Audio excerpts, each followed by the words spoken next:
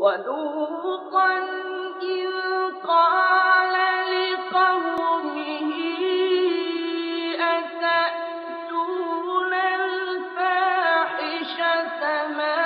سَبَقَكُم بِهَا مِنْ أَحَدٍ مِّنَ الْعَالَمِينَ إِنَّكُمْ لَتَأْتُونَ الرِّجَالَ شَهْوَةً مِّن دُونِ النِّسَاءِ بَلْ أَنتُمْ قَوْمٌ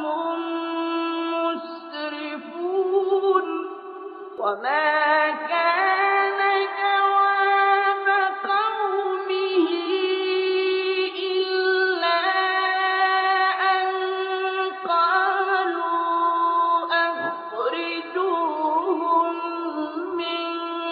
قَرْيَتِكُمْ ۖ إِنَّهُمْ أُنَاسٌ يَتَطَهَّرُونَ فَأَنجَيْنَاهُ وَأَهْلَهُ